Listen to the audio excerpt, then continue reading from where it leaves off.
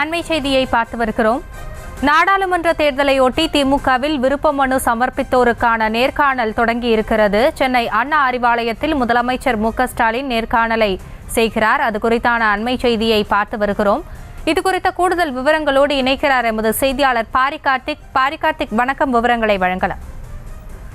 வணக்கம். வருகின்ற 2024 நாடாளுமன்ற தேர்தல் பணிகளை திமுக துவங்க இருக்கிறது. நேற்றைய தினம் அனைத்து கூட்டணி கட்சிகளுடனான பேச்சுவார்த்தை முடிவடைந்து ஒப்பந்தம் கையெழுத்தான நிலையில் இன்றைய தினம் கடந்த 1ஆம் தேதியிலிருந்து 7ஆம் தேதி வரை திமுக தேர்தலில் போட்டியிட விருப்பப்படுபவர்கள் நேரடியாக தங்கள் விருப்பங்களை தெரிவித்து மனுவாக கொடுக்கலாம் என்றும் துவக்கப்பட்டது. அதன் அடிப்படையிலே கடந்த 7 நாட்களாக விண்ணப்பம் கொடுத்தவர்கள் இன்றைய தினம் அழைத்து இருக்கிறார்கள். குறிப்பாக 40 தொகுதிகளுக்கு உட்பட்ட நிர்வாகிகள் இந்த தினம் வந்திருக்கிறார்கள்.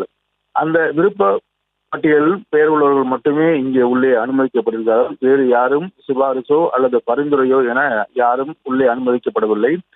இன்றைய தினம் ஒரே நாளில் 40 தொகுதிகளுக்கான அந்த நேர்காணல்கள் நடைபெறுகிறது. ஒவ்வொரு தேர்தலுக்கு முன்னாக இந்த நேர்காணல் நடைபெறுவது வழக்கம். அதன் அடிப்படையிலே முதலமைச்சரும் திமுகவுடைய தலைவருமான திரு மு.க.ஸ்டாலின் அவர்கள் தலைமையில் இந்த நேர்காணல் நடைபெறுகிறது. அப்போது கட்சியினுடைய தலைவர் பல்வேறு விஷயங்கள் குறித்தும் அந்த விருப்ப மனு கொடுக்கப்பட்டவர்களிடம் கேட்பார். அதன் அடிப்படையிலே இந்த 40 தொகுதிகளுக்குமான இந்த விருப்ப மனு கொடுத்தவர்களுக்கான நேர்காணல் இன்றைய தினம் நடைபெறும். ஒவ்வொருவராக தனித்தனியே அழைத்து பேசுவார்கள். அப்போது கட்சியினுடைய தலைவர், அதே போல பொதுச் செயலாளர், பொருளாளர் உள்ளிட்ட கட்சியினுடைய முக்கிய நிர்வாகிகள் இந்த நேர்காணலில் கலந்து கொண்டு பல்வேறு கேள்விகளை முன்வைப்பார்கள். குறிப்பாக ஒவ்வொரு தொகுதிக்குள்ள வெற்றி வாய்ப்பு, அதே போல பல்வேறு வேட்பாளர் குறித்தும் பல்வேறு தகவல்களை நேரடியாக நேர்காணல் கேட்பார்கள். அதன் அடிப்படையிலே தற்போது இந்த நேர்காணல் துவங்கியிருக்கிறது. இன்று மாலை வரை 40 தொகுதிகளுக்கான விண்ணப்பித்தவர்கள் அனைவருமே அழைக்கப்பட்டு இன்று ஒரே நாளில் அனைத்து நேர்காணலும் முடிவடைகிறது. அதன் அடிப்படையில் தற்போது